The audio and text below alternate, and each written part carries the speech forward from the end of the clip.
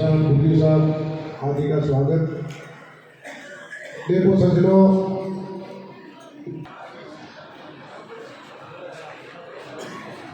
हाँ पैसा पानी का नाम जी तो स्वागत जोरदार प्रथम धोनी से अभिनंदन स्वागत।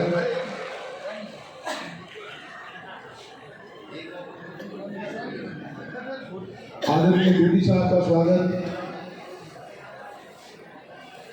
भाई फताराम जी धागड़,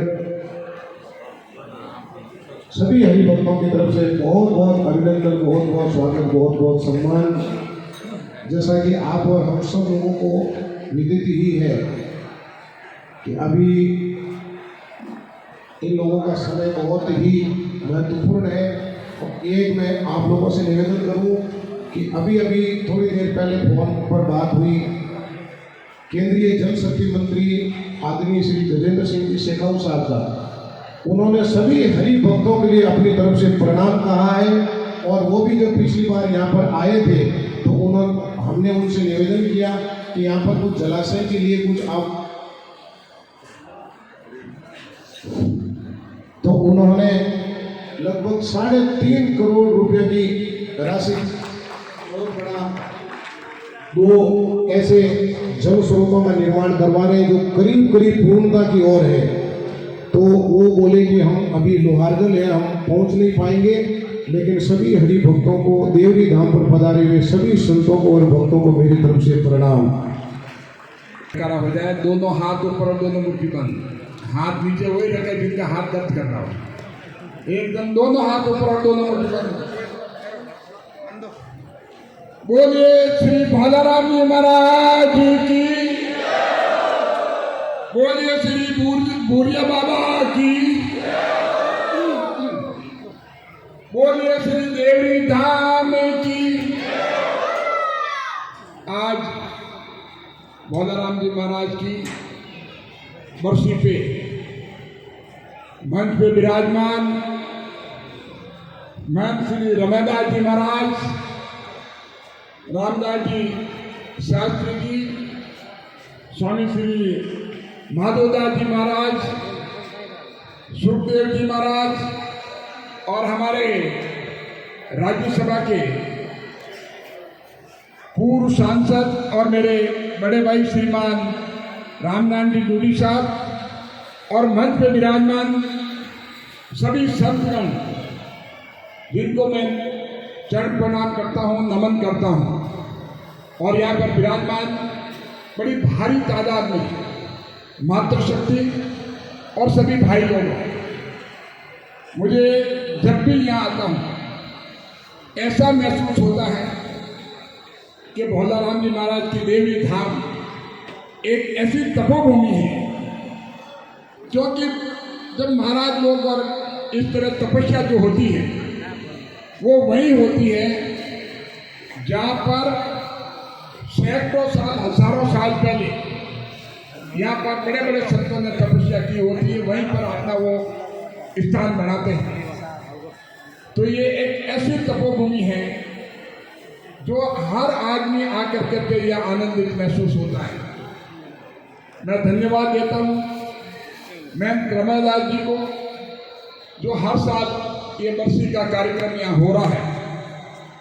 और मुझे तो लगता है जो मातृशक्ति यहाँ विराजमान है, सभी भाई लोग विराजमान है इतनी देर रात तक, जो हमारे सनातन धर्म को, हमारी आस्था को एक जीवित रखने का अगर काम किया है तो मैं कह सकता हूं कि हमारे संत गणों ने किया है।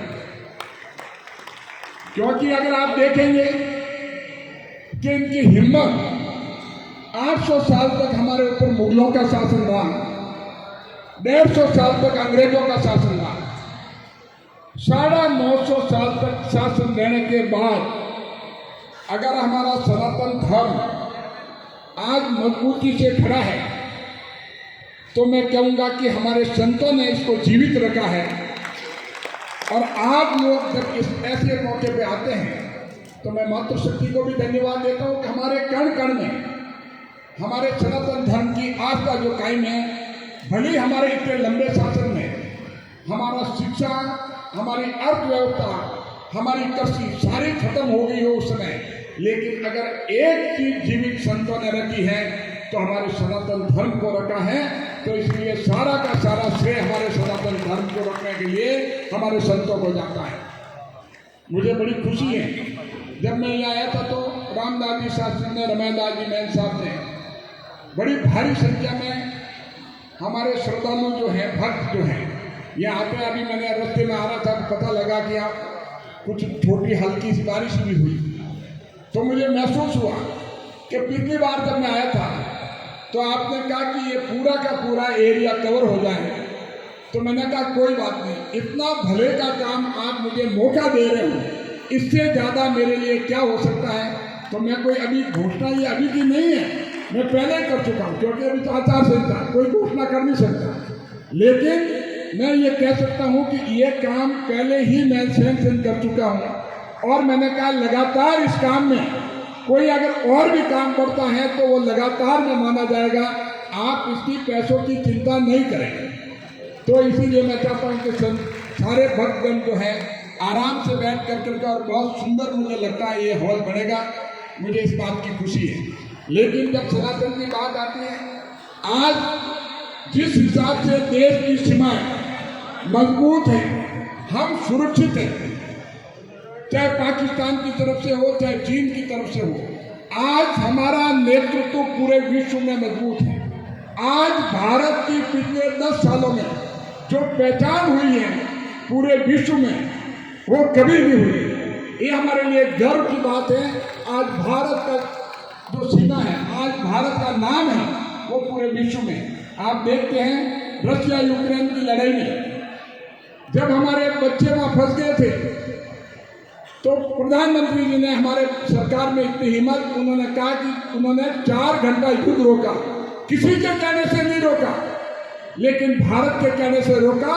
और हमारे 22,000 भारतीय बच्चे जो हैं, विद्यार्थी हैं, वो तो निकले जो निकले, चाहे पाकिस्तान हो, चाहे चीन हो, चाहे अमेरिका हो, उनके भी बच्चे निकले हैं। ये भारत की ताकत है, और मुझे लगता है कि आने वाले टाइम में और भी ताकत बढ़ेगी, क्योंकि अभी तो भगवान राम की मेहरबानी जो है वो बहुत है। 550 साल तक भगवान राम टेंट में विराज रहे थे, लेकिन पहली बार एक इतिहास रचा गया कि हमारे सामने हम साक्षी हैं उसके। बहुत बड़ी बात है, हमारे जीवन में हम साक्षी के रूप में देख के भगवान राम का मंदिर बना हमारे सामने, इसलिए हम अपने आप में धन्य महसूस कर रहे हैं।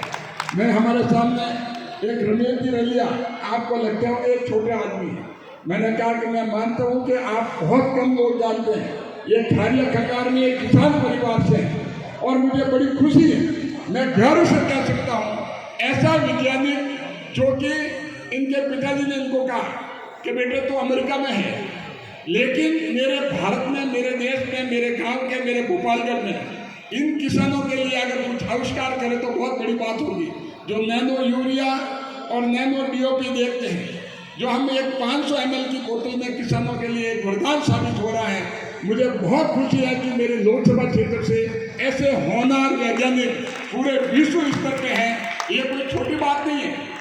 इनको पहचान जो है आने वाले टाइम में कि किसान परिवार का है, आने वाले टाइम में हमें और मिलेगी। तो मैं इनको भी बहुत साधुवाद देता हूँ कि आप भी आज बहुत तन मन पूरा मन लगा करके पूरा भजन सुन रहे हैं। और सुखदेव जी महाराज, आपकी वाणी जो है, आवाज़ बहुत, मुझे भी बहुत अच्छा लगा। समय होता तो मैं और ठहरता, क्योंकि मैं 8 बजे घर से सुबह वापस निकलूँगा, इसीलिए आपकी परमिशन लेके, स्वीकृति लेकर के मैं माफ़ी चाहूँगा, मैं निकलूँगा। बाकी मेरा दिल कर रहा था कि आपके भजन और सुनता। इन्हीं शब्दों के साथ आपको बहुत बहुत धन्यवाद। एक बार जोरदार दोनों हाथ ऊपर करके भारत माता का जय। भारत माता की, भारत माता की वंदे। बहुत बहुत धन्यवाद आप सभी को। बहुत बहुत धन्यवाद आदरणीय पीपी साहब, आपने बहुत ही सार्वजनिक शब्दों के द्वारा आप और हम सब लोगों को भारत की शक्ति के बारे में बताया, और साथ ही साथ आपने डॉक्टर रमेश जी रलिया का जिक्र किया। निश्चित ही हमारे लिए बहुत ही गौरव की बात है। अभी हमने आपको कहा ही था, हाँ, आदरणीय पीपी साहब मैन साहब का साल उड़ा करके स्वागत कर रहे हैं।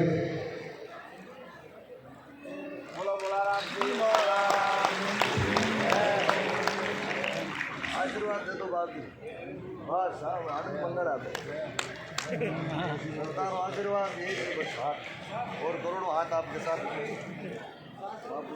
अरे आपको भिड़े ही ना भिड़े।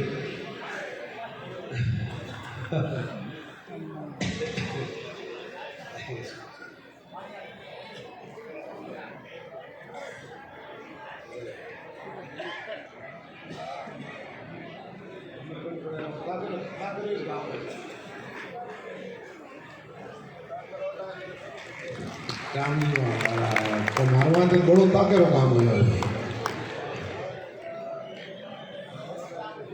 बोलो सदगुरुदेव की। एक आप लोगों ने सूचना भी दे दूं कि अब पूज्य श्रद्धेय सुखदेव जी महाराज ने आप और हम सब लोगों को सत्संग का रस प्रदान किया।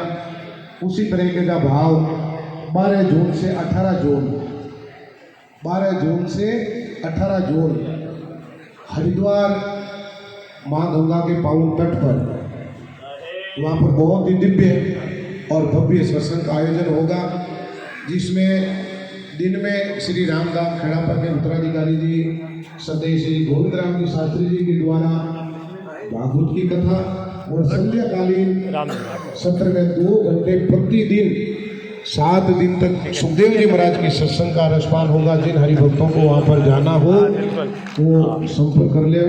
12 जून से 18 जून जिसमें गंगा दशहरा शामिल होगा, बीच में आएगा। बोलो सदगुरुदेव की। अभी ठीक है सर।